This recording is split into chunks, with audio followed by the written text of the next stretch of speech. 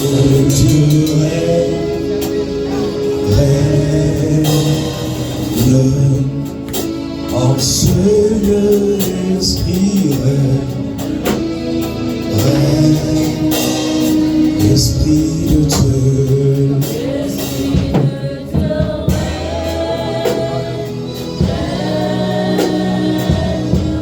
En ces lieux,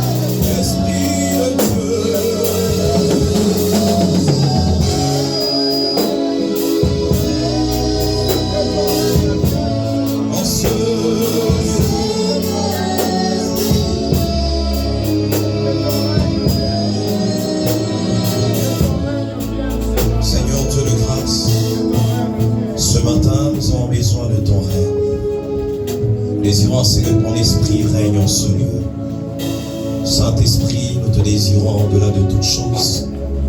Désirons ce que tu nous parles. Connecte-nous à la source afin de parler de ta part. Seigneur, nous sommes là pour toi ce matin et nous désirons t'entendre nous parler. Dans le nom de Jésus le Christ, nous avons ainsi prié. Amen. Acclame fortement Jésus. Que Dieu nous bénisse.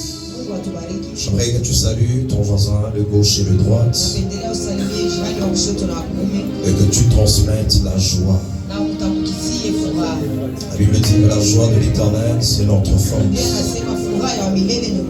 Dis-lui, la joie de l'Éternel, c'est notre force. La Bible dit, je suis dans la joie. Quand seulement on me dit d'aller dans la maison de l'Éternel. Mais nous sommes déjà dans la maison de l'Éternel. Cela veut dire que la joie doit être notre partage. Alors tu peux acclamer encore Jésus si tu es dans la. Alors très rapidement, nous allons ouvrir nos Bibles. Nous sommes dans le livre de Hébreux. Hébreux chapitre 6. À partir du premier verset. Nous allons également lire dans le livre de 1 Corinthiens chapitre 3. 1 Corinthiens chapitre 3. On va lire à partir du 9e verset. Alors nous tenons debout pour honorer la parole de Dieu. Je lis au nom de Jésus. C'est pourquoi, laissant les éléments de la parole de Christ, tendant à ce qui est parfait, sans poser de nouveau le fondement du renoncement aux œuvres mortes,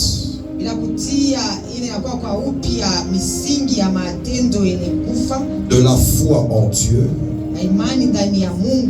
de la doctrine des baptêmes, de l'imposition des mains, de la résurrection des morts et du jugement éternel.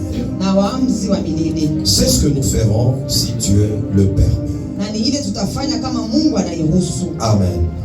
Tu peux te rasseoir et tu acclames le Seigneur pour la lecture. Alors nous allons commencer à parler de la première catégorie de nourriture attachée aux nourritures légères.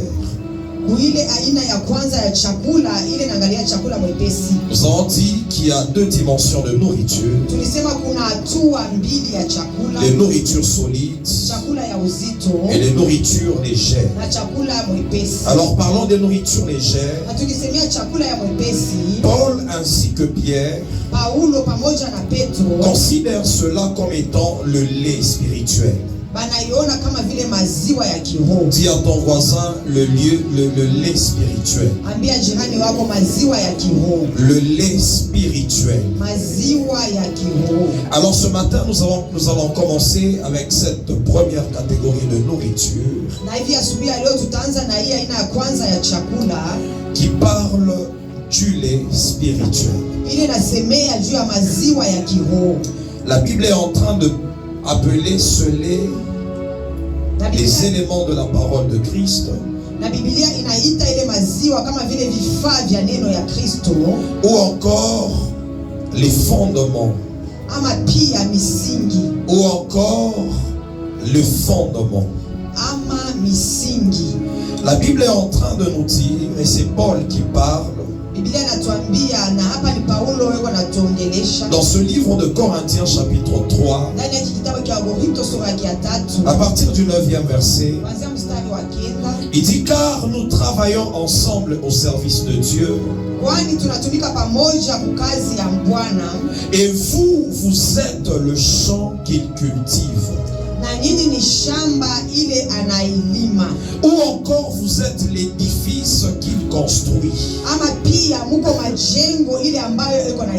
conformément à la maison que Dieu dans sa grâce kulingana na nyumba ambayo Mungu kupitia neema yake m'a confié. alinipatia. J'ai posé chez vous le fondement Nilitia kwenu misingi comme un sage architecte. kama vile mjengai mwenye hekima. À présent, quelqu'un d'autre bâtit sur ce fondement. Na sasa hivi mwingine anajenga juu ya ile misingi. Seulement Pamoja que chacun prenne garde à la manière dont il bâtit. Kila mmoja aweke angalisho kumfano ambayo anajenga. Alors Paul est en train de parler de la vie de l'homme. Na Paulo kuna semea maisha ya mtu. Et il considère la vie de l'homme comme étant une construction. Anaona maisha ya mtu kama vile majengo. Et donc notre vie spirituelle na maisha yetu ya kiroho est considérée comme étant une construction ou une œuvre que l'homme bâtit.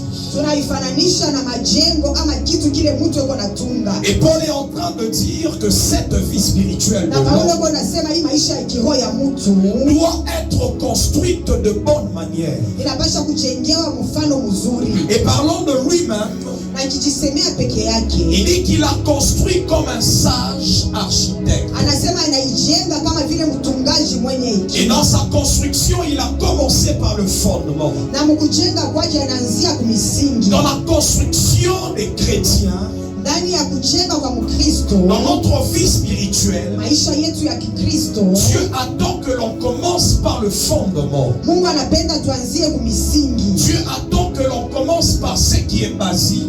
Mungu anapenda tuanzie kubile binakuwa vya misingi vya mafaa Avant de commencer à élever les murs au-dessus de ce fondement. mbele ya kwanza kuinua vibambazi juu ya ile misingi. C'est bien de parler de la bénédiction. Kusemea juu ya baraka ni vizuri. C'est bien de parler de l'héritage en tant que Ni chrétien. vizuri kusemea urithi ngawa C'est Mkristo. bien de parler des dons spirituels. Ni vizuri kusemea mazawadi ya kiroho. C'est bien de parler de la prospérité dans le royaume. Kusema juu ya kustawi mufalme ni kitu kizuri. Mais si nous ne sommes pas fondés, Lakini kama tuna bene kuwa na si nous ne sommes pas construits sur les bons fondements, kama tuna bene kujengwa juu ya misingi mizuri, nous serons en train de voir l'édifice de Dieu. tutaanza kuona majengo ya Bwana. Nous serons en train de voir l'œuvre de Dieu, Tutaanza l'église kuona de Dieu, kazi ya Mungu, kanisa ya Mungu, subir certains problèmes. kupata matokeo ya maneno Le yenyewe. diable peut facilement venir et détruire l'œuvre de Dieu. Ibilisi na wepesi anaweza kuja kuharibisha kazi ya Mungu. Si nous qui bâtissons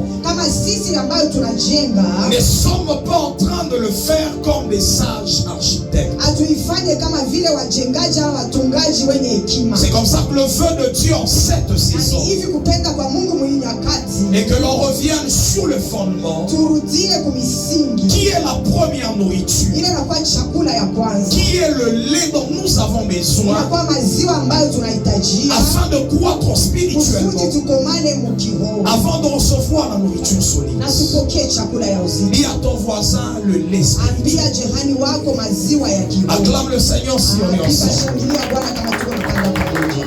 Alors Paul a commencé à énumérer les enseignements de Na hivi base Paulo anaanza kuhesabia ile mafundisho ya et misingi, les autres appellent ça les doctrines de base. na wengine wanaita sema dini ya misingi. Alors la première des choses dont il parle dans Hébreux Na chapitre kitu 6, cha kwanza anasemea ndani ya kitabu cha Ibrania sura ya 6, c'est la première nourriture que nous devons recevoir chakula en cha tant que kwanza ambayo chrétiens. tunapaswa kupokea angao wa Kristo. Il parle du renoncement Anasema kukatala aux œuvres mortes. kumatendo ya kufa. Dis à ton voisin le renoncement aux œuvres mortes. Ambia jirani wako kukataa matendo ya kufariki. Le renoncement aux œuvres mortes. Kujikatalia kwa matendo ya kufa. Et dans la version d'Arbi ou dans les autres versions, Kuandika kwa Darbi ama kuandika kwa wengine, on parle de la repentance des œuvres mortes. wanasema kutubia ama kitubio cha matendo ya kufa. Et quand nous parlons du renoncement aux œuvres mortes, Wakati tunasema kukataa kwa matendo ya kufa, nous voyons ensemble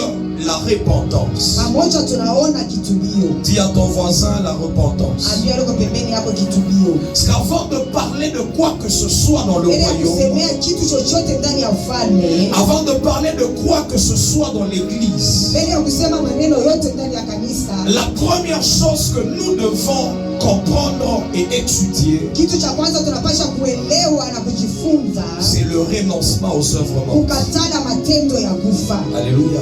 Amina. Pose la question à ton voisin, c'est quoi le renoncement aux œuvres mortes? Uliza liko pembeni yako, ni nini kukatala matendo ya kufa? Acclame le Seigneur si on est ensemble. Shangilia, shangilia, shangilia Bwana. Les temps où j'étais en train de préparer ce message, Wakati nilianza kutayarisha huu ujumbe, j'ai vu dans mon esprit que le micro était en train de passer. Est-ce qu'on peut nous aider justement, Solange, donner à notre sœur qu'elle nous définisse le renoncement aux œuvres mortes? asema La sœur ici, est-ce qu'on peut l'aider avec ce micro là, mon Solange? dada Lisi, utusaidie kutuoneshe ni nini kukatala matendo ya kufa.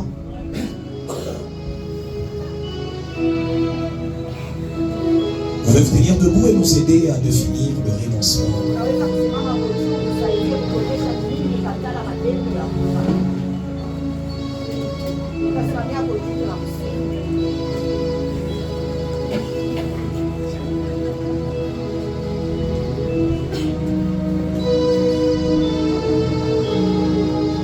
Ça ne va pas.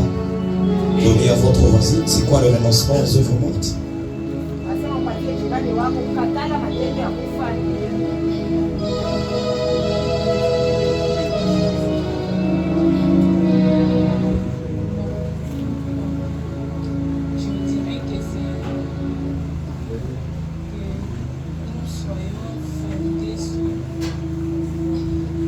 Ok, donnez aux frères qui sont là derrière. Le renoncement aux œuvres mortes, c'est quoi?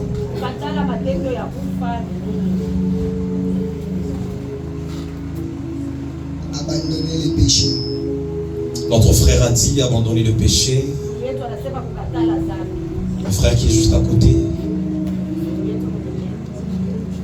Est-ce qu'on peut acclamer Jésus? On peut ramener le micro devant. En fait, si le Seigneur a permis que l'on sélectionne ces personnes, Kama Mungu aliruhusu tutaye kwa baba ndugu, c'est pour nous faire comprendre que tous, ni juu wote tuelewe ya kuwa nous avons encore besoin de comprendre ces enseignements de base. tunahitajiwa ama tuko na lazima tena ya kuelewa hii mafundisho ya misingi.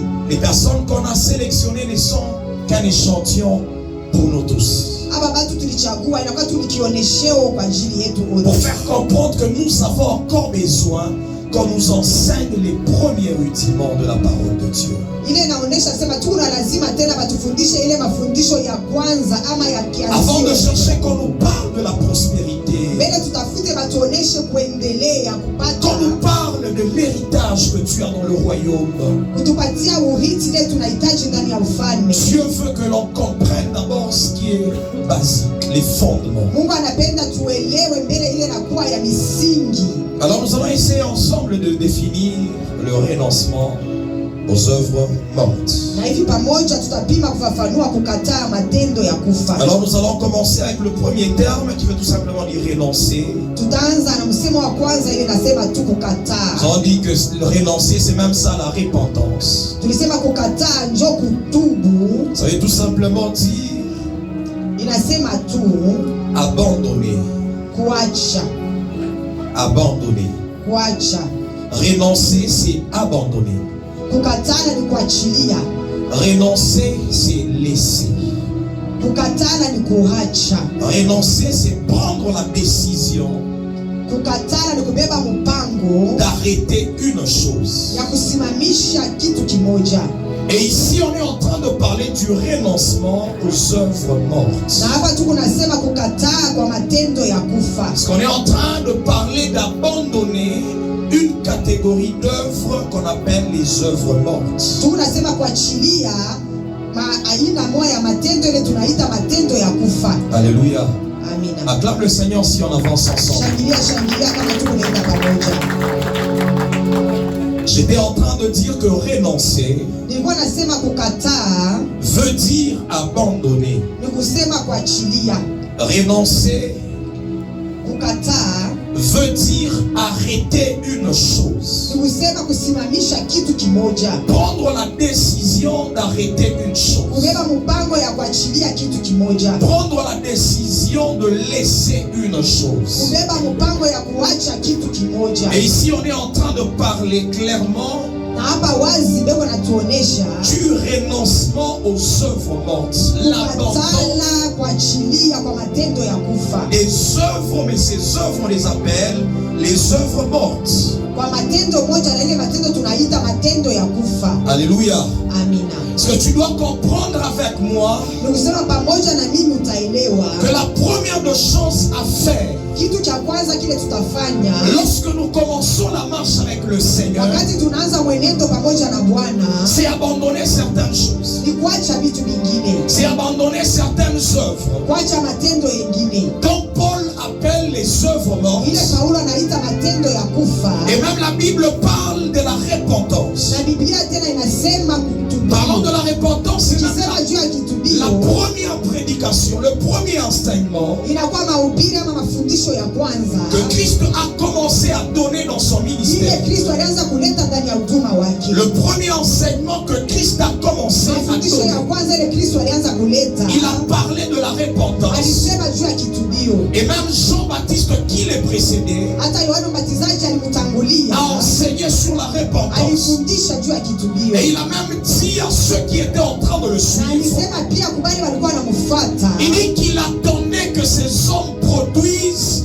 des fruits dignes de la repentance. asema alichunga wale watu baoneshe matendo ile inafanana na Je kitubio. pense que c'est dans le livre de Matthieu chapitre 3 8e Na waza verset. ndani ya kitabu cha Mathayo sura ya 3 mstari wake wa 8, Il parle aux pharisiens, Eko anasema na Wafarisayo, il parle aux scribes, anasema na waandishi, des hommes qui étaient attachés au watu temple, waliambatana na hekalu, mais qui vont le suivre dans le désert. lakini walimfuata ndani ya jangwa. Il commence à leur dire premièrement Anaanza kuambia kitu cha kwanza, de produire des œuvres dignes de la repentance. kuonesha ama kuzaa matunda ile na stahili na kitubio. Lorsqu'on parle de la repentance, Wakati tunasema juu ya kitubio, dans les définitions de la repentance, ndani on ya parle kufafanua cha kitubio wanasema du changement de direction, kubadilisha ngambo ya kwenda, du changement de chemin.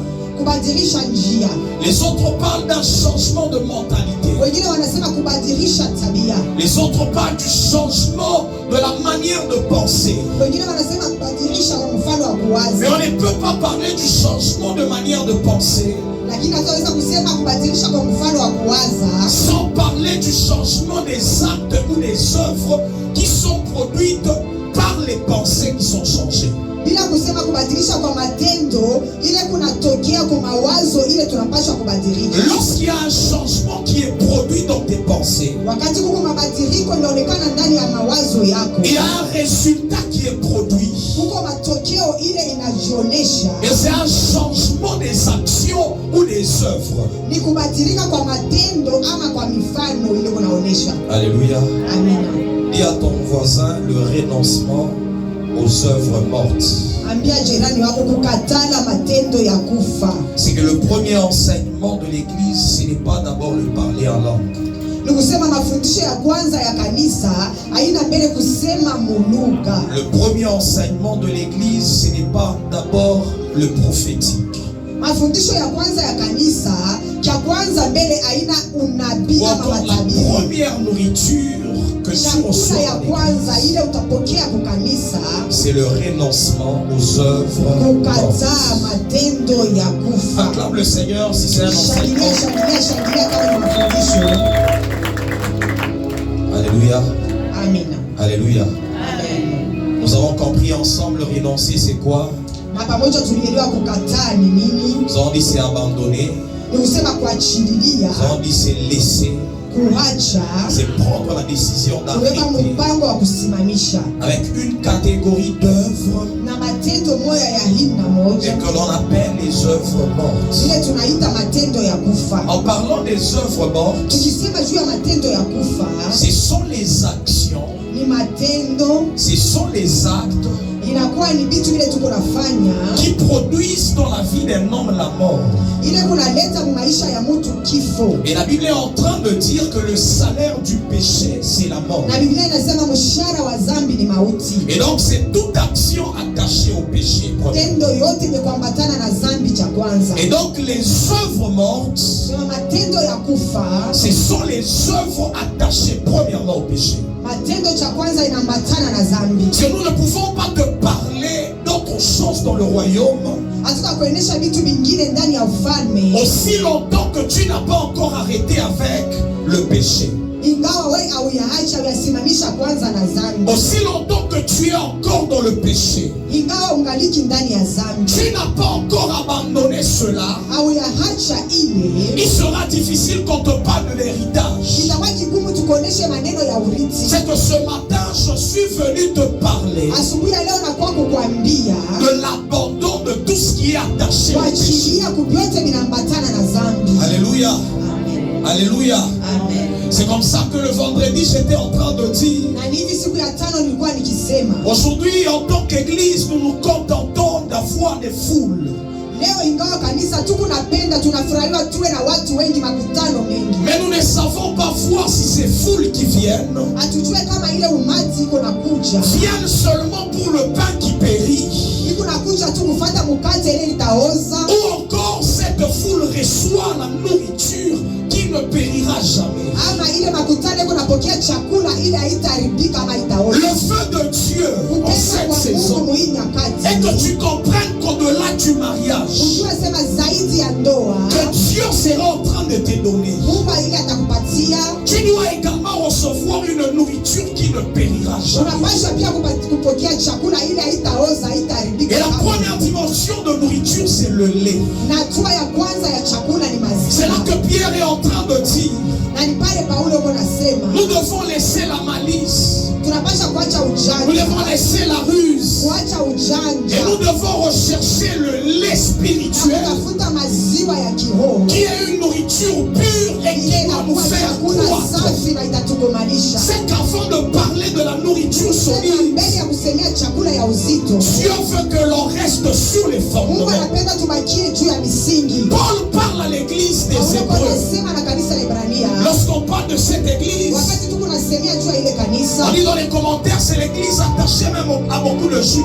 wale wanajua kusema, wanasema ni kanisa inaambatana na Wayuda, Parce que c'était des hommes qui étaient attachés aux synagogues. watu wenye kuambatana na hekalu, Des hommes qui connaissaient tout ce qui était attaché à Dieu, aux lois juives.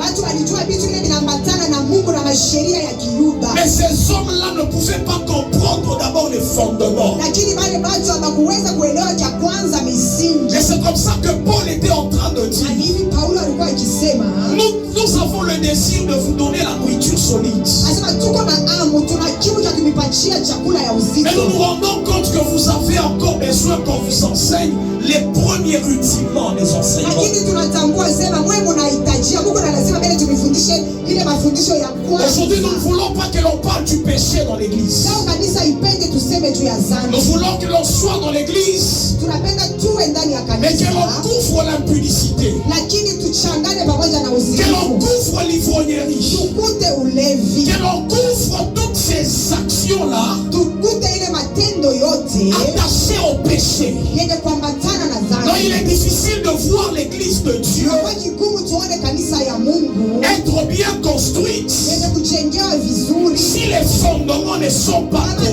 misingi aina yenye kutiliwa. C'est comme ça que nous avons des chrétiens dans Na hivi l'église, tuko na Wakristo ndani ya kanisa, mais en dehors de na l'église, nje ya kanisa nous avons des impudiques, tuko na washerati, nous avons des ivrognes, tuko na nous malezi, avons des voleurs. bezi makubwa. Ces choses ne sont pas bonnes Vile vitu havina vizuri, parce que l'église n'est pas fondée sur les basiques. juu kanisa ijengwe juu ya misingi, L'église n'a pas été bâtie sur les fondements. kanisa ikujengwe juu ya misingi. Aujourd'hui, nous entrons à l'église. Leo tunaingia ndani ya Déjà, nous kanisa, commençons le combat spirituel. tunaanza na vita ya Non, kiroho. c'est bien de commencer le combat spirituel, Kugombana mkiroho ni vizuri, mais aussi longtemps ingawa que tu n'as pas encore vaincu la première bataille, hauyashinda vita ya qui est la kwanza, bataille attachée à la chair. inakuwa vita yenye kuambatana na Tu kimwili. ne vas pas vaincre le diable. Hautamshinda shetani. C'est la première chose ce matin Kitu cha kwanza asubuhi ya que leo, Dieu attend de nous, Mungu anapenda kwetu, que Dieu attend à Bethléem, Mungu anapendelea c'est qu'on Bethlehemu, renonce à ces ufanye œuvres. kuile matendo ya kufa. Dis à ton voisin, renonce à ces choses. Ambia wale kwa pembeni wakasema katala bile vitu, Renonce à ces choses. asema vikatale bile vitu. Ce matin, je ne suis pas venu te faire acclamer. Leo sikukuye kukwambia sema piga mikono shangilia. Mais je suis venu te faire asseoir. Lakini nilikuwa kukuikalisha. Faites-les asseoir. Asema mubaikalishe. Et donnez-leur vous-même à manger. Lakini peke mubapatie chakula. C'est ça qui te fera asseoir. Nani hii itakuikalisha. C'est ça qui te fera asseoir. Nani hii itakufanya uikale. Paul est en train de parler aux Éphésiens. Ule wanasema na Waefeso. Il dit que Dieu a établi les apôtres, les Asema Mungu prophètes, les docteurs. alitia wanabii, alitia wanafunzi. C'est que Dieu a établi son église. Mungu alitia kanisa Il yake. dit premier objectif. Anasema lengo la Il mashamba dit ya pour le kwanza. perfectionnement de ça. Asema kwa ajili ya kukamilishwa kwa watakatifu. Mais en parlant de cette perfection, Lakini wakati wanasemea kule kukamilishwa, il dit qu'il y a une dimension que l'homme doit atteindre. anasema kuna hatua ile mtu anapaswa kufikia. Il parle de la stature parfaite de Christ. Ndani ya kufikia kukamilika kwa Kristo, Mais il dit l'objectif anasema lengo la mashamba de cette perfection, ya kule kukamilishwa, c'est que l'on ne soit plus des enfants. asema tusibakie watoto. Et que l'on ne soit plus ballotté par tout vent de doctrine. Tusianze kutupwatupwa na pepo yote ya C'est dini. l'objectif majeur de l'église. Lengo ama shaba kubwa ya kanisa, C'est premièrement de nous faire asseoir dans la cha doctrine. kwanza tuikale ndani ya C'est ce que la dini. Bible appelle les enseignements des apôtres. Na ni ile Biblia inasema mafundisho ya wamitume, Les fondements des apôtres. misingi ya wamitume. Parler de la bénédiction, c'est bien. Kusema baraka ni kitu Mais si tu kizuri, n'es pas assis sur les lakini fondements, kama unaikala juu ya tu misingi, perdras cette bénédiction. utaipoteza ile baraka, Tu perdras cet héritage. ile urithi utaipoteza. C'est comme ça que Dieu veut qu'on revienne Hivi Mungu anapenda turudie sur les fondements. juu ya misingi. Dis à ton voisin les fondements. Mwambia jirani wako misingi. Dis-le bien les fondements. Mwambie tu mzuri, asema hii ni misingi. S'il ne te parle pas, c'est que la prédication arrive.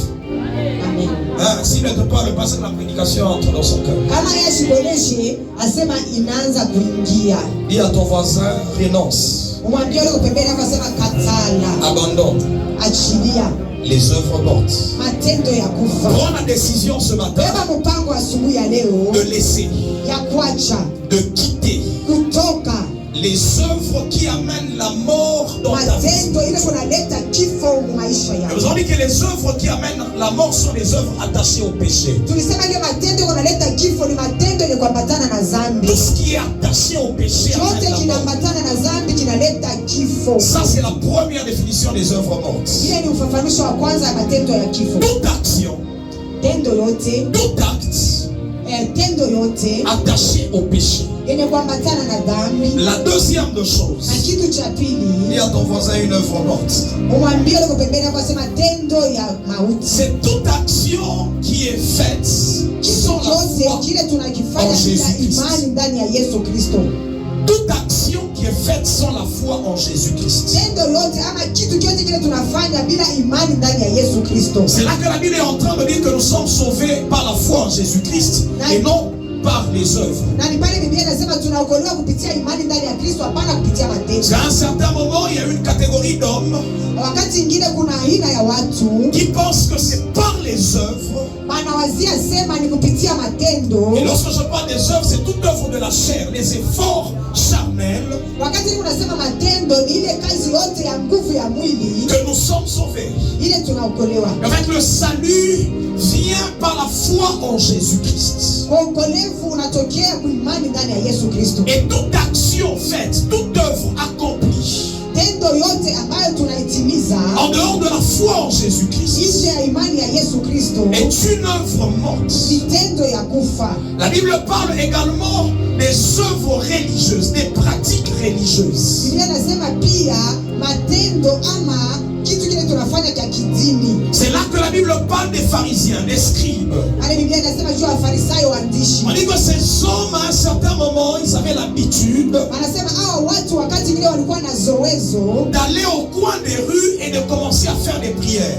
wakienda kwa mapanda njia wanaanza kufanya maombi. La Bible dit pour être vu des hommes. Biblia inasema kusudi batu babaone. On dit ça, ce sont des pratiques religieuses. Ile Biblia inasema ni matendo ya kidini. Et toutes ces formes de pratiques religieuses Na ile aina yote ya matendo ya kidini sont des œuvres mortes. ni matendo ya kufa. C'est-à-dire, je fais certaines choses dans la présence de Dieu Sema niko nafanya vitu vingine muwepo wa Mungu parce que je dois être vu. juu batu wanione, parce que je dois être apprécié. juu batu bafurahiwe na mie. Ce n'est pas parce que Dieu voit ce que je fais, Haina juu Mungu weko naona kile niko nafanya, mais c'est parce que les hommes verront ce que je fais. lakini ni juu batu bataona kile niko nafanya. Ça, c'est une forme des œuvres mortes. Ile ni aina ingine ya matendo ya kufa. Dis à ton voisin les œuvres mortes. Ambia wako pembeni yako matendo ya Dis à kufa. ton voisin les œuvres mortes. Ambia jirani wako matendo ya kufa. Les pratiques religieuses. Vile vya kidini watu wanafanyaka vya mzoezo ya kanisa. Nous faisons certaines choses dans Tunafanya vitu l'église vingine mukanisa. parce que nous voulons que Papa Daniel voie. Tu tunaona baba Daniel atuone. Et quand il y a un certain petit problème, Na kama kuko kama maneno tu kadogo, directement on abandonne.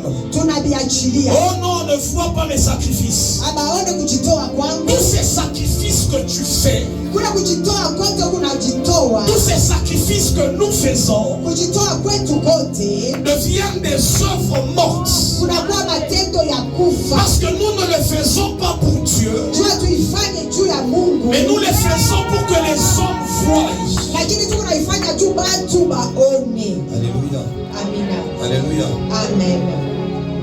Dis à ton voisin, quitte les œuvres mortes. Ambia jirani wako toka mu matendo ya kufa. Dis-le bien, quitte les œuvres mortes. Ambia jirani wako toka mu matendo ya kufa. Paul est en train de dire que la première doctrine, Na Paulo anasema dini ya kwanza, le premier fondement, msingi wa kwanza c'est renoncer aux œuvres mortes. ni kukataa matendo ya kufa. Dans notre version, on parle de la repentance. Katika mwingine wanasema kitubio, Métanoïa, asema metanoia, changement de mentalité.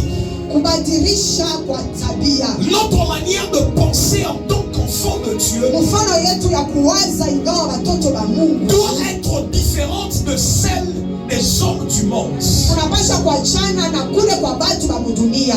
Alléluia. Amina. Acclame le Seigneur. Shangilia, shangilia, shangilia, shangilia Bwana. Alléluia. Amen. Alléluia. Amen. Parce que l'attente de Dieu Kupenda kwa Mungu est que tu remplaces les œuvres mortes ubadilishe matendo ya kufa par les œuvres vivantes. kwa matendo ya uzima. Alors dans le livre de 1 Corinthiens chapitre 3, Kitabu cha Wakorintho wa kwanza sura yake ya 3, Paul est en train de parler à cette église de Corinthe. Paulo yuko anasema kwa hii kanisa ya Wakorintho. Il dit, vous en êtes encore au niveau de lait. Asema mjibariki tena mwatua ya maziwa. Vous avez besoin du lait. Munahitaji, muna lazima ya maziwa. Vous ne pouvez pas supporter la nourriture solide si on vous l'a donnée. Hamtaweza kuvumilia chakula ya uzito kama Il tunanipatia. dit, pourquoi ces gens ne pouvaient pas recevoir la nourriture solide? Ama watu hawataweza kupokea chakula ya uzito. Il dit, parce que vous êtes encore charnel. Chungu jibariki tena bakimwili. Quand on parle des œuvres mortes, Wakati tu kunasema matendo ya kufa, c'est toute œuvre attachée à la chair. matendo yote ni kuambatana na mwili. Dis à ton voisin les œuvres charnelles. Ambiolo kwa pembeni kwa matendo ya kimwili. Il dit, je vous ai donné du lait, non de la nourriture solide. Asema nilipatia maziwa hapana chakula ya uzito. Parce que vous ne pouviez pas la supporter. Bwana mkuweza kuivumilia. Et vous ne pouvez même pas à présent. Na mkutafuta kufika hapa hata na leo. Parce que vous êtes encore charnel. Kwani mkingaliki tena watu wa kimwili. En effet, Kweli kweli. puisqu'il y a parmi vous, Kwani katikati yetu, katikati yenu. puisqu'il y a parmi vous Kwani kungaliki katikati yenu. de la jalousie, Ile nakuya chuki, des disputes, kukosana. n'êtes-vous pas charnel? Hamuna bakimwili. Et ne marchez-vous pas selon l'homme? Na mutembee kulingana na bumutu. Paul est en train de parler ici des œuvres de la chair. Paulo kwa nasema hapa juu ya matendo ya kimwili. Et il parle de ces œuvres comme étant les œuvres mortes. Leo naita ile matendo, asema matendo ya kufa. Dans l'église de Corinthe, il y avait les dons spirituels. Ndani ya kanisa la Korinto kulikuwa mazawadi ya kiroho. Et les miracles, il parlait en langue. Miujiza, kusema mulugha. Mais Paul dit que vous ne pouvez pas supporter la nourriture solide. Na Paulo anasema mtaweza kuvumilia chakula ya uzito. Acclame encore Jésus sur nous. Shangilia tena Yesu kama tuko pamoja. Bouge ton voisin, dit la première nourriture. Tingiza ule pembeni yako mbele, sema chakula ya kwanza. Renoncer aux œuvres mortes. Kukataa na matendo ya kufa. Il parle des œuvres de la chair. Leo anasema matendo ya kimwili. Il parle des disputes. Kukosana, kukokotana. il parle de la jalousie. eko nasema juu ya chuki, wivu. Dans le livre de Galates que je serai en train de lire, c'est là qu'on parle clairement des œuvres de la chair. Ndani ya kitabu cha Wagalatia ni huko beko nasema wazi juu ya matendo ya kimwili. Et donc ces œuvres de la chair Kusema hii matendo ya kimwili sont des œuvres mortes. ni matendo ya kufa. Et Christ attend dans ta vie Na Kristo yuko anapenda maisha yako que tu abandonnes ces œuvres. wachililie ile matendo. Tu es encore dans l'orgueil. Usibariki tena mkiburi, Tu es encore dans les disputes, dans la jalousie. chuki, wivu, kukosana, Tu es encore dans les calomnies. kushimangana, kusema vibaya juu ya wengine. Ça, ce sont les œuvres mortes. Ile ni matendo ya kufa. Et Dieu attend cette saison Na Mungu yuko anapenda mwii nyakati avant de te parler d'autre chose, mbele ya kukuonesha vitu vingine, que tu renonces d'abord à ces mbele ya choses. kwanza ukatale hivi vitu, Que tu abandonnes d'abord ces choses. wachililie mbele hivi vitu. Alléluia. Amina. Galates chapitre 5, Galatia sura yake ya 5 à partir du verset 16. kuanzia mstari wa 16. Je dis donc, Nasema hivi, marchez selon l'esprit et vous n'accomplirez pas les désirs de la chair. tutembee kulingana na roho na tutatimiza matendo ya kimwili. Car la chair a des désirs contraires à ceux de l'esprit. Kwani mwili ina matendo ile inaenda kipindupindu na ile ya kiroho, Et l'esprit en a des contraires à ceux de la chair. na roho iko na matendo inaenda kipindupindu na ile ya kimwili. Ils sont opposés entre eux afin que vous ne fassiez point ce que vous voudriez. Inapingana kusudi msifanye kile ambayo mnayokipenda. Si vous êtes conduits par l'esprit, Kama mnaongozewa na roho, vous n'êtes point sous la loi. hamuna tena chini ya sheria. Or, Kwani les œuvres de la chair sont manifestes. matendo ya mwili inajionyesha Ce sont ni hii: l'impudicité. ushirati. On parle ici des œuvres mortes. Hapa tuku unahesabia ama tunasemea matendo ya kufa. Premièrement, l'impudicité. Kia kwanza kile bananza nacho kutaya ni usharati. C'est que si tu es encore dans l'impudicité ce matin, Ni kusema kama ungali mzinifu ama msharati asubuhi ya c'est le leo, temps de prendre la décision wakati ya d'abandonner. kubeba mpango ya kuachilia. C'est le temps de prendre la décision d'arrêter. Ni wakati ya kubeba mpango ya kusimamisha, kuacha, Changer de direction kubadilisha ngambo ya kwenda et d'aller dans la direction du Seigneur Jésus-Christ. na kwenda kungambo ya Bwana wetu Yesu Kristo. Et l'impudicité, Asema uzinifu, l'impureté, uchafu, la dissolution, kugawanyana, l'idolâtrie, kuabudu sanamu, la magie, uchawi, les inimitiés, kukosa kupendana, kukosana, les querelles, mafujo, makelele, mkokotano, les jalousies, wivu, chuki, les animosités, matendo ya kinyama, les disputes, kukokotana, kukosana, les divisions, kukatana, kugawanyana. les sectes, Ile inakuwa tu makanisa twa madini ya kichawi, l'envie, tamaa, l'ivrognerie, ulevi, les excès de table kula kwa kilafi, kuzidisha kula mingi et les choses semblables. na mabitu kama hivi. C'est que Paul n'a pas dit que c'est tout. Paulo sikuseme tunasimamia vinaishia hapa. Il dit que même les choses semblables, Asema biko bya mingi vya kufanana na hivi. les choses semblables. Bya mingi biko kama hivi. Et je vous le dis d'avance, Asema comme je l'ai natangulia déjà kumionyesha dit, kama vile nisha kuisema. que ceux qui commettent de telles choses Wale wetu biko nafanya matendo kama hii, n'hériteront point le royaume de Dieu.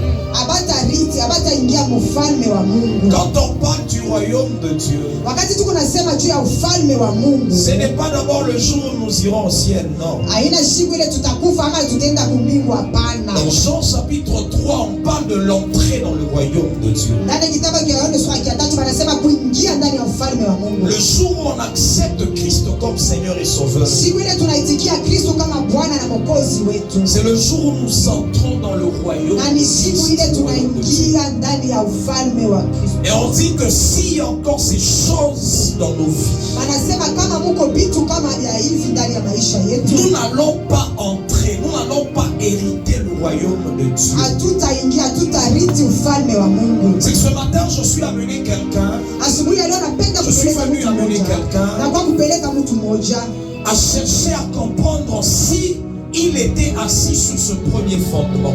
ajiulize, atafute kujua kama alikuwa shakuikala pa hii misingi ya Commence à observer ta propre vie là où tu es. chunguza, angalia maisha yako kipekee pale Je suis unajikuta. encore dans l'ivrognerie. Niko tena ndani ya ulevi,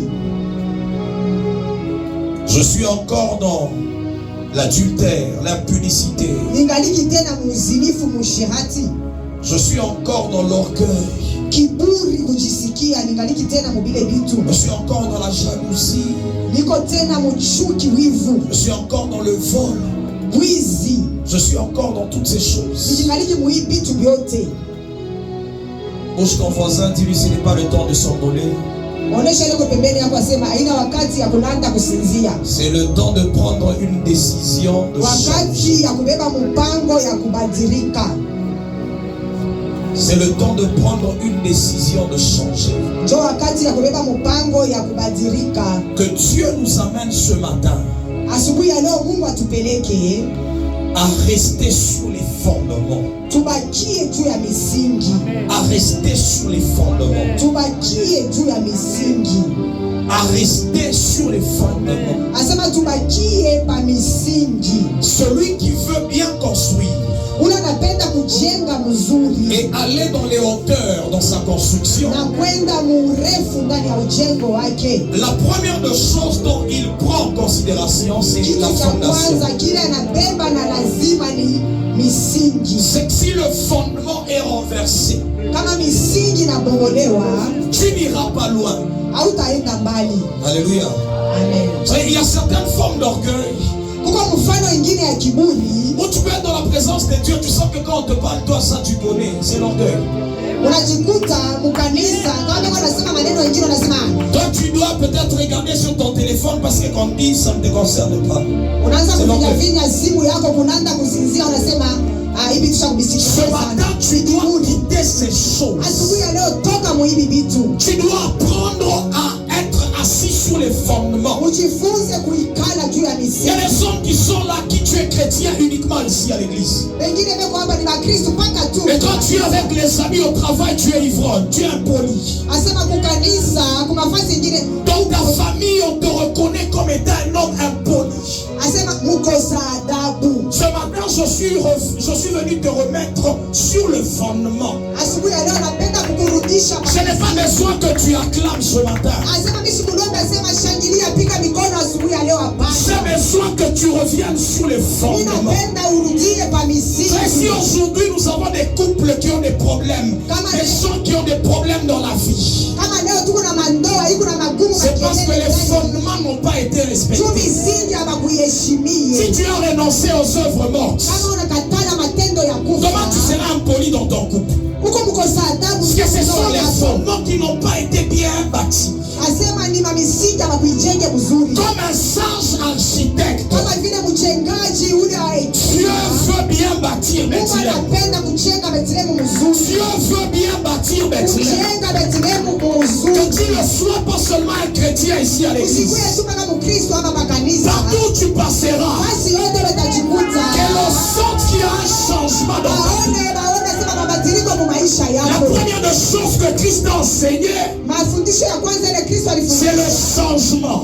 ni kubadilika. Le changement. Kubadilika. Tu es à l'église, Uko mkanisa, mais tu écris encore des messages asema kwa anjika tena aux femmes mambo. d'autrui. Asema kwa banamuke Tu es encore en train de convoiter les femmes d'autrui. uko natamania tena Tu mabili es encore dans l'hypocrisie. uko tena munafiki. Tu es encore dans ces choses. Uko mubile bitu. Ce matin, Asubuhi ya leo change ton chemin. badilisha njia yako. Change ton chemin. Badilisha njia yako. Tu es encore dans la pornographie. Uko mkuangalia mapicha. C'est le temps d'arrêter ces choses. Simamisha C'est le temps d'arrêter ces wakati ya kusimamisha ile Oh, maneno. on est encore dans les discussions. Tuko tena na Est-ce que les bishana. chrétiens peuvent regarder les films pornographiques? Ni kubaya tu Mkristo angalie Papa, mambo. même les chiens, Asema hata baimbwa de manière instinctive, muheshima ils yako. peuvent faire l'amour. Wanaweza Et maintenant, toi, un homme, Dieu a déposé tout en toi. Est-ce que tu dois voir un film pornographique? Mungu aliweka vyote vyako na Non, tu dois arrêter ces choses. Simamisha vile vitu. Tu ne dois plus rester dans ces choses. Usibakie tena mubile vitu. Paul parle dans le livre de Romains. Uko nasema mkitabu cha Il Waroma. parle de l'animosité. Uko nasema matendo ya Et les bunyama. gens qui sont encore dans l'animosité, Batu bako kama vile banyama. l'usage qu'on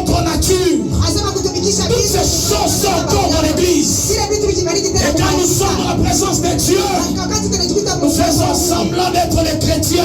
tunafananisha na Si tu n'as pas encore renoncé à ces choses, wakatana vile vitu tu n'es pas encore un chrétien. au yakuwa kama Tu n'es pas encore un chrétien. au bado yakuwa Mkristo. Ce nom-là Ile jina ile a été donné aux disciples de Jésus. aliwapatia wa mitume wa Kristo Lorsqu'on a vu un changement dans leur vie, wakati waliona mabadiliko lorsqu'on a vu un changement dans leur wakati vie, walikuta mabadiliko c'est là qu'on les a appelés chrétiens. wale walibaita Ce Wakristo. n'est pas le nom que Jésus a donné, Haina jina Yesu mais ce sont alibatia. des hommes qui ont vu le changement, Watu walibaona qui ont vu un comportement, waliona qui ont vu tabia, les œuvres waliona matendo semblables aux œuvres de Christ. inafanana na ile ya Kristo. C'est là qu'on les a appelés les chrétiens. Maana mapanga jina kubaita Wakristo. Change ce matin.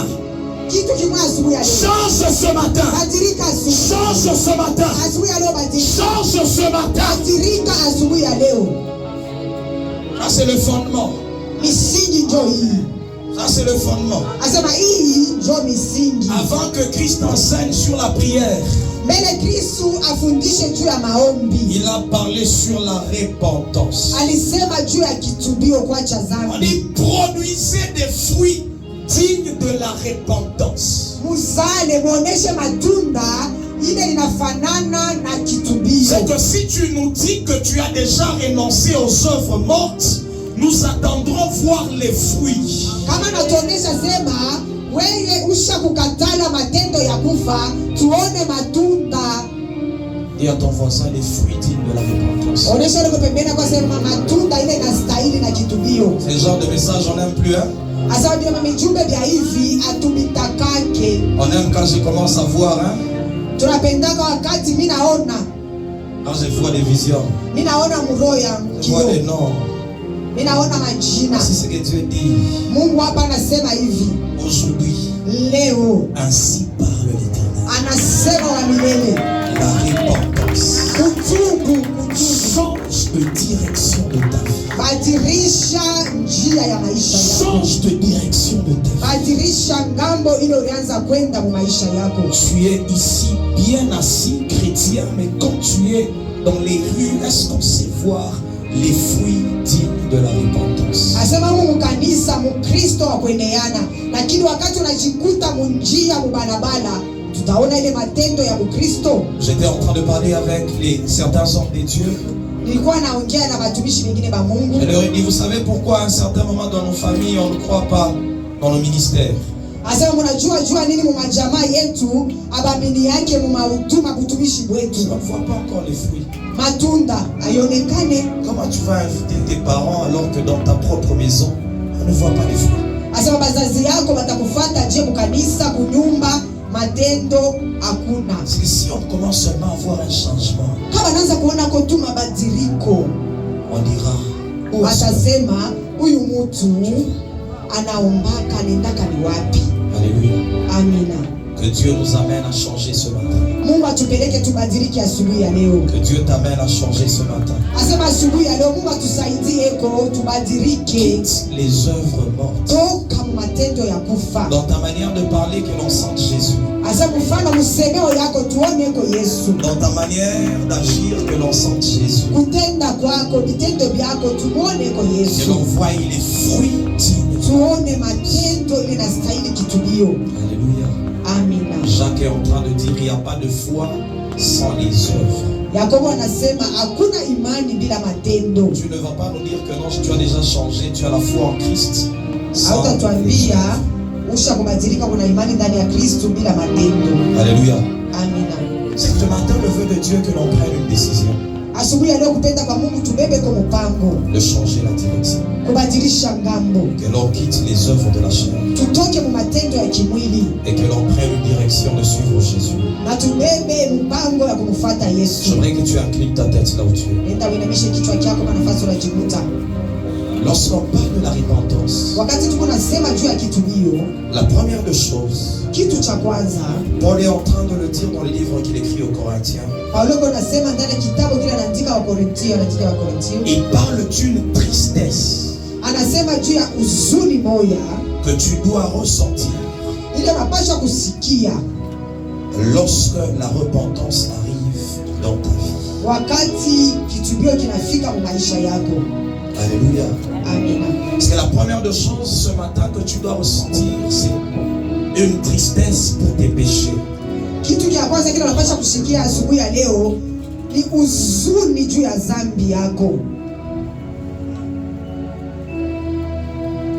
Tu dois sentir en toi Unapaswa kusikia ndani yako qu'il y a une tristesse kuko huzuni moya qui est produite par la repentance. ile inatoka kukitubio. Alors j'aimerais que tu commences à dire à Dieu, Mimi napenda wanze kumwambia Mungu, Seigneur, nous voulons revenir sur tes fondements. Bwana, tunapenda kurudia pa misingi Nous yako. voulons changer. Tunapenda kubadilika, Nous voulons changer notre manière de marcher. kubadilisha mwenendo yetu, Nous voulons changer notre manière de marcher. kubadilisha mwenendo wetu. Est-ce que tu peux commencer à prier là où tu es? Unaweza kwanza kuomba pa nafasi pale unajikuta.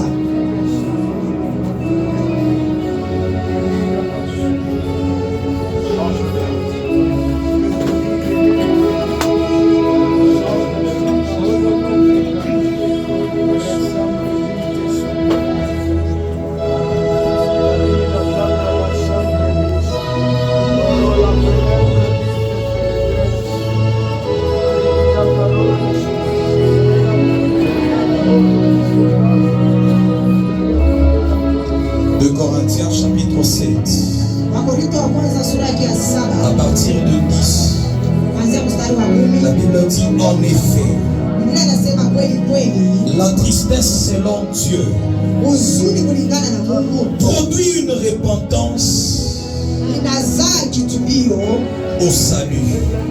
kwa wokovu. La tristesse selon Dieu, elle produit une repentance. Huzuni kulingana na Mungu inazaa kitubio. C'est comme ça que quand tu sens cette amertume venir pour certaines choses que tu étais en train de faire dans le passé, Toka kuna wakati unashuhudia kuchungu wai nafika juu ya vitu ile ulikuwa unafanya cette tristesse doit produire la repentance. ile huzuni inapaswa kuleta kitubio.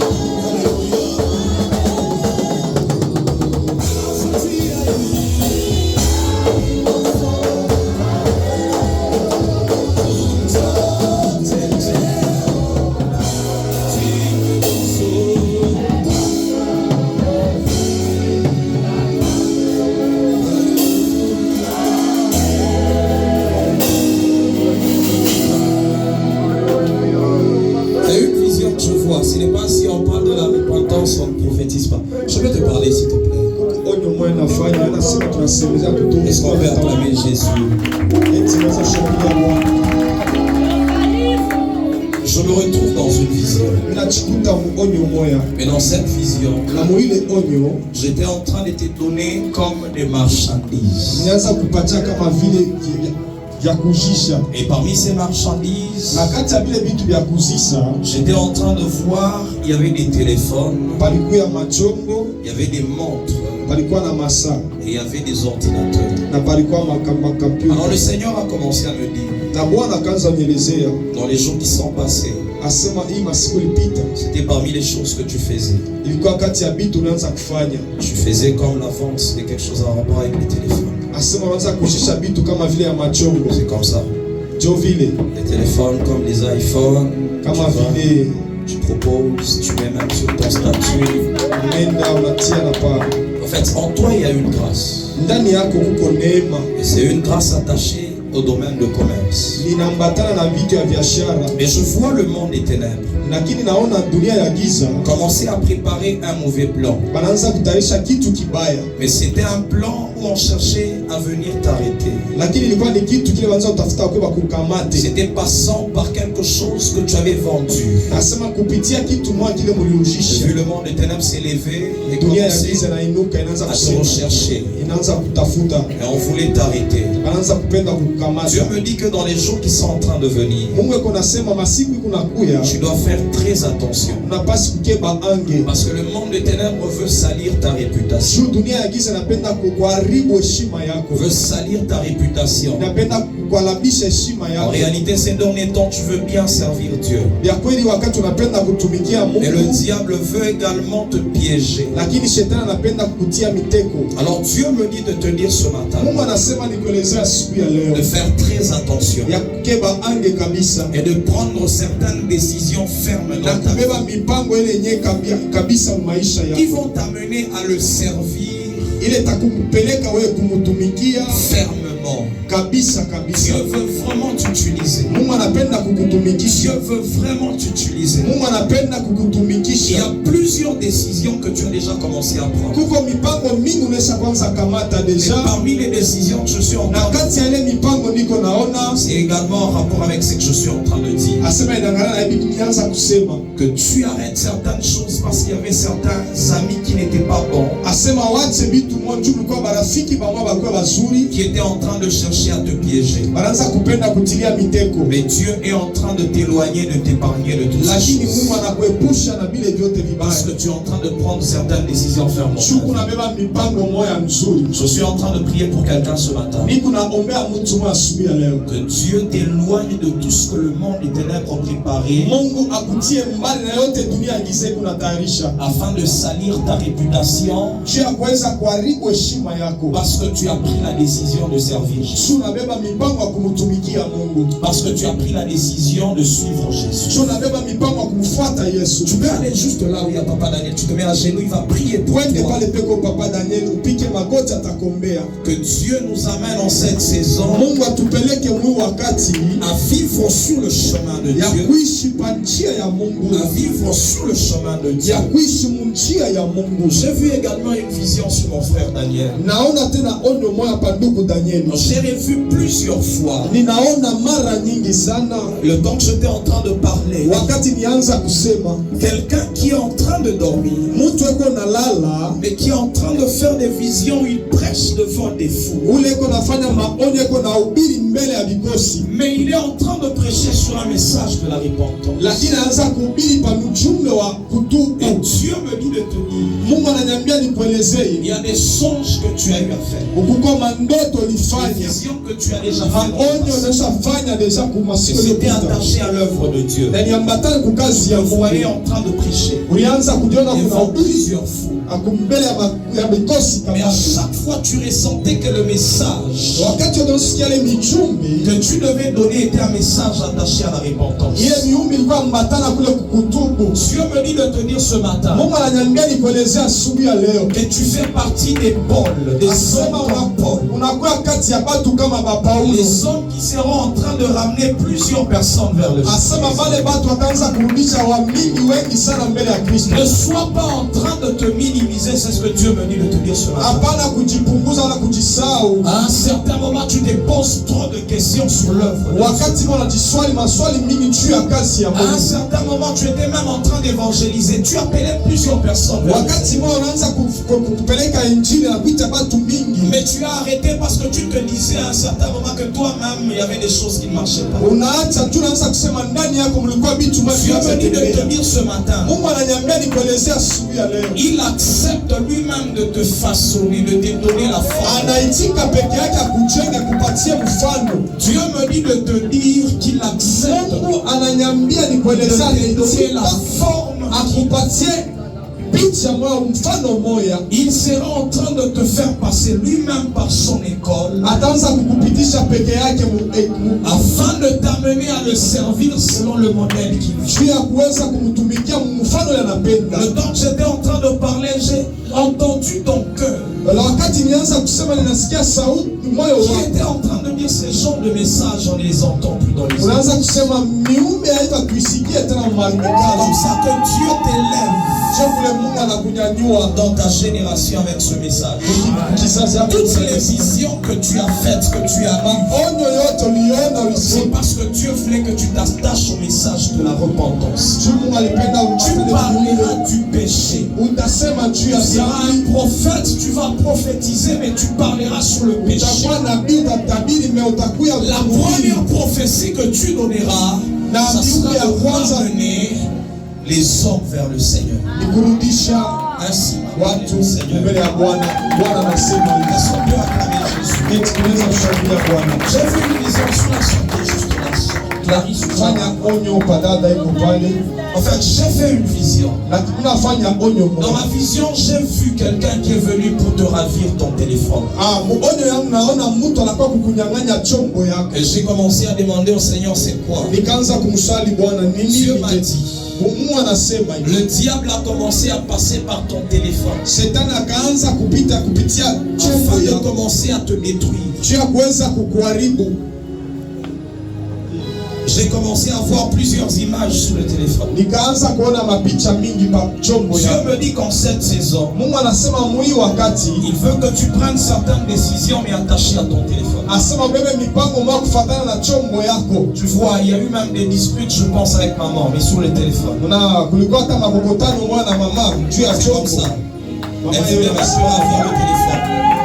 acha kubeba chombo Elle yako. voulait même te ravir le téléphone. Alipenda kubeba ta chombo Je yako. suis en train de voir le temps que je parle, il est en train même de t'interdire de parler avec certaines amies. Asema na hiyo wakati anakukataza kusumuza na rafiki wengine. Elle est en train de t'interdire de parler avec une catégorie d'amis. Eko na kukataza kikosi kingine cha rafiki. Dieu me dit qu'il y a une grande destinée sur toi. Mungu ananiambia kwamba una maisha mzuri mbele yako. Et cette destinée sera en train de s'accomplir Na ile maisha itaanza kutimilika si tu prends certaines décisions. wakati utabeba mipango moya pa Et maisha ce yako. sont les décisions d'arrêter certaines choses. Ni ile mipango ya kuacha vitu vingine Dieu kujikatalia. est en train de chercher à t'amener très loin. Mungu anapenda kukupeleka mbali Mais kabisa. si tu ne te détaches pas de certaines choses, Kama wachane na vitu vingine, tu verras ta destinée commencer à être détruite. utaona maisha yako kuharibika. Le vœu de Dieu ce matin est que tu changes Shaba de ya direction, Mungu asubuhi ya leo ni wewe ubadilishe que tu mambo ya commences kweli. à suivre le Seigneur. Uanze kumfuata Il y a Bwana. des moments où vous disputez même avec maman parce que tu restes à la maison, tu ne viens pas à l'église. Kuko wakati mwingine mnakokotana na mama Pourquoi tu es resté? Non,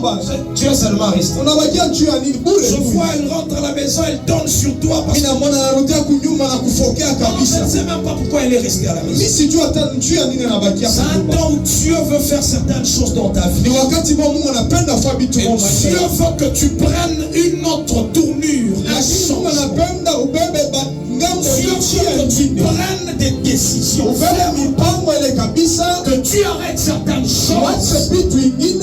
afin qu'il vienne dans ta vie. Tu akuye mu Et maisha qu'il yako. accomplisse ce qu'il a Na préparé. atimize bila litayarisha pa Je suis maisha. en train de voir une destinée très glorieuse. Ninaona maisha ya kesho ya furaha Les jours kabisa. qui sont en train de venir, Masiku leko ce nakuya, sera une bénédiction pour plusieurs. utakuya baraka ya Et bariki c'est sana. attaché à la décision que Na tu prends itangatana maintenant. kule mipango itabeba njia ya maisha yako. Efface certaines choses sur ton téléphone, des choses qui ne Zima sont vitu pas ingine mu importantes, machombo yako des choses qui ne vile sont pas utiles. vitu havina vya C'est faida. ce que le Seigneur attend Sio ile de toi Bwana ce iko matin. nachunga kwako asubuhi ya leo. Que Dieu te bénisse Mungu akubariki. et que Dieu fasse de toi Mungu akufanye une tena bénédiction pour ta famille. kama baraka C'est juu ya le fort jamaa. pour Daniel se montre. Pita mbele, papa Daniel atakombea. Le feu de Dieu ce matin Shaba ya Mungu asubuhi ya leo. est que nous vivions un Asema changement, tuishi kubadilika. une transformation. Kubadilika. Dis à ton voisin une transformation. Ambia jirani kubadilika. Dis à ton voisin une transformation. Ambia jirani kubadilika. Dis à ton voisin une transformation. Lebra sota liva Je suis en train de faire une parastas. vision. Niko nafanya onyo C'est mon moya frère héritier. kwa ndugu héritier Leredos Kamevaska. Shaleberas. Dia Paradash. Tu peux t'avancer. Unaweza kuchofa.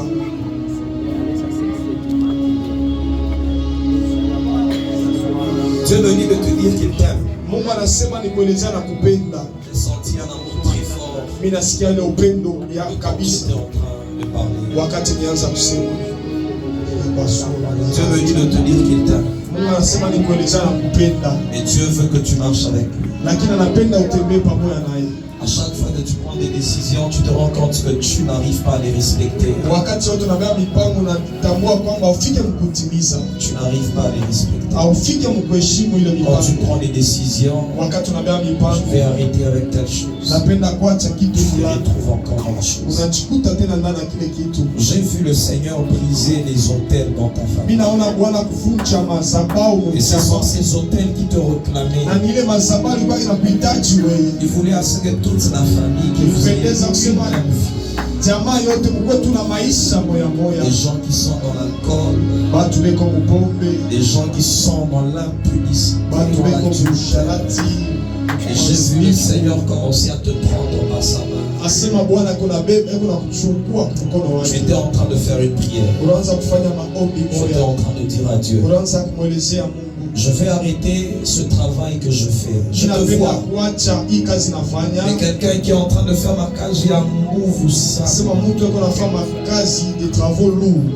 Quelqu'un qui arrive même à un certain moment à pousser le chariot. Alors, le temps où tu étais en train de faire ce travail, je t'ai vu en train de dire à Dieu, Seigneur, donne-moi un travail. Wakati unaanza kufanya kazi na kusikia unafanya maombi kusema Bwana nipe kazi nzuri. Donne-moi un travail. Bwana nipe kazi Et nzuri. j'ai vu un groupe de jeunes Mimi naona kikosi ya vijana aller même sur le quartier industriel pour chercher du travail. banenda kule kwa industrie kutafuta À un makazi. certain moment, vous avez commencé même à circuler pour chercher du travail. Wakati mnaanza kuzunguka njoo kutafuta Je me makazi. dis que l'une des choses qu'il sera en train de faire en cette saison, Unasema kitu mtaanza kufanya hii wakati il veut te donner un travail. anapenda upatie kazi. Te rendre stable. Juu uwe stare. Dieu veut que tu respectes tes décisions. Na Mungu anapenda uheshimu mipango yako. Tu as pris la décision de servir Dieu, Anabeba mipango mtumikia Mungu de quitter certains amis. kutoka warafiki wa moya wa Tu vois, ce n'est pas bien à un certain moment Bwana haina vizuri wakati moya où tu es en train de fuir les hommes de Dieu parce que Samuel hivi unalikuta na kantumbako na wewe mama star. kamshoro kamoya hivi À un certain moment, tu te retrouves aussi en train de prendre l'alcool. unachikuta hakuna beba ile Ce n'est pombe pas une bonne chose. haina kitu kizuri. Alors prends une ferme décision Kubeba ile mipango ile aujourd'hui de marcher ya avec le Seigneur. kutembea na Kristo. Allez ensemble. Dieu veut te donner le travail. Mungu anapenda kupatia Est-ce que tu es kazi. prêt à prendre une décision de marcher, Shuku tayari kubeba mipango ya de marcher avec lui? kutembea naye. Nous allons prier pour ce frère. Tutamwombea huyu ndugu. Que Dieu manifeste son amour. Mungu aoneshe mapendo yake.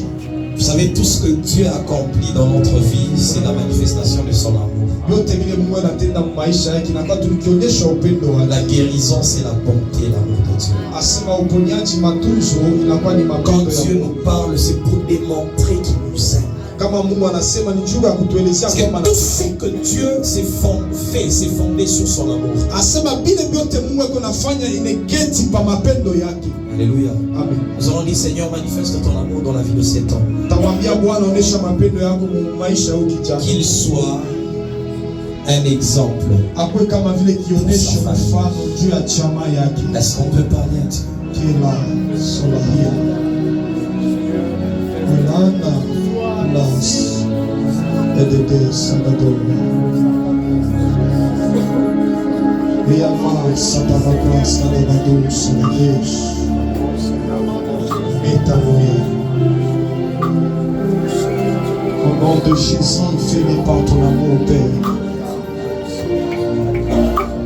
Rien n'est impossible devant tes droits. Laisse que ton amour soit manifeste dans sa vie. Bébé, là, so, varat, là, yama.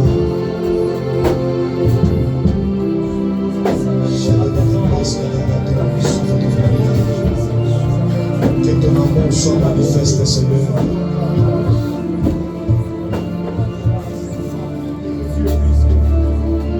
Tu vas faire juste une dernière prière. Utafanya maombi ya mwisho. Tu vas dire, Seigneur, nous voulons que l'église Bethléem Mwambia sema Bwana napenda kanisa Bethlehem reste sur tes fondements. ibakie pa misingi yako. Reste sur tes fondements. Ibakie pa misingi yako. Est-ce que tu peux parler? Et tunaweza kusema Élève ta voix, prie pour Bethléem. nyanyua sauti ongea juu ya Bethlehem. Accepte Père que cette église accepte que Bethléem et accepte que l'église Bethléem Dodovo Sanadaba Tarabahata. Merci éternel Dieu. Accepte le véritable Dieu, toi qui nous as parlé ce matin. Merci, merci. Toi qui nous as parlé ce matin. Merci Jésus. Toi qui nous as parlé ce matin. Toi qui nous as parlé ce matin. Et cette église repose, Seigneur, sur ton fondement. Repose sur ton fondement, Seigneur. Merci éternel Dieu. Merci pour ton amour. Merci pour ta bonté. Je vais demander juste ce matin à tout celui qui est là et qui a pris une ferme décision dans son cœur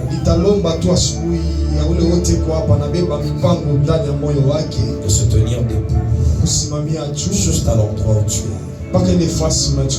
Tiens-toi juste debout. Tu as pris la décision d'abandonner certaines choses et de commencer une nouvelle vie avec le Seigneur, de marcher avec le Seigneur. Alors tiens-toi debout là où tu es.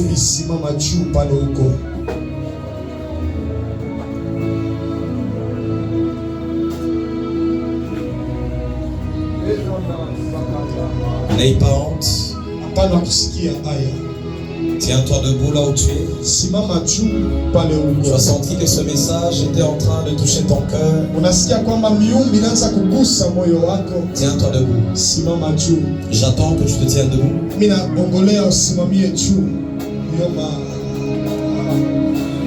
J'attends que tu te tiennes debout. Faut pas avoir honte de quelqu'un. C'est une vie personnelle. La vie spirituelle, c'est une vie personnelle. Les décisions ne dépendent pas du voisin. Tu es encore dans la colère, toi-même, quand tu m'aimes dans l'église, quand tu t'énerves. Tiens-toi debout là où tu es. Tu vas mettre ta main sur ton cœur. Tu es dans ton couple, tu ne parles pas avec ton mari, tu ne sais pas pardonner encore des choses dans ton cœur. Tiens-toi debout, parce que tu dois commencer une nouvelle marche. Mets ta main sur ton cœur. Dis avec moi, Saint-Esprit. Ce matin, j'ai juste besoin de toi. J'ai juste besoin de toi. Moi, je ne peux rien faire de moi-même. Aide-moi à marcher dans la direction du Seigneur. Saint-Esprit de Dieu, viens m'aider dans cette décision que j'ai prise. Je ne veux plus retourner dans ces œuvres mortes. Seigneur, je veux quitter le monde. Et marcher avec toi. Seigneur Jésus. Ce matin, j'ai entendu ta voix. Tu as parlé à mon cœur. Saint-Esprit, j'ai entendu ta voix. Fais ton entrée dans mon cœur. Et conduis-moi. Au nom de Jésus. Amen. Acclame le Seigneur là où tu es.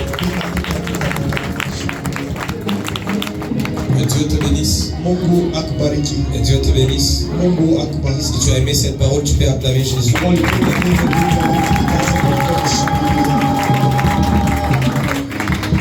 Le temps que Papa Daniel est en train de se préparer pour les communiquer, pour les offrandes, le Seigneur a donné un message pour son église, mais surtout pour les serviteurs, les servantes, les jeunes serviteurs. Il y a une saison qui est en train de venir kuku wakati moyo kunakuja, mais ça sera comme une saison d'épreuves ou des tests de fidélité. itakuwa kama vile kipimo ya vipimo.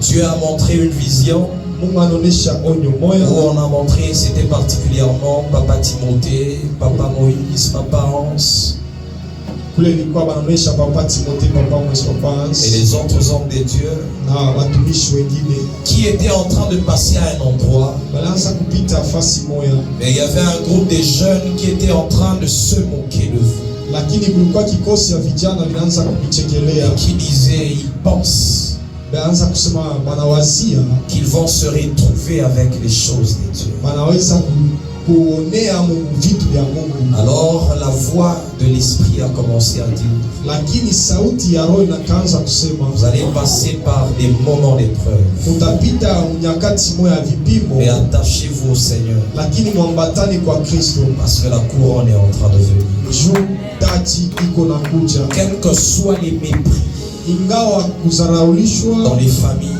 jamaa, dans l'entourage, kando kando yetu, attachez-vous au Seigneur. mwambatane kwa Bwana. Dis à ton voisin, à toi, attache-toi à Jésus. Ambia jirani, ambatana Acclame kwa fortement le Seigneur à au-dessus. Bwana.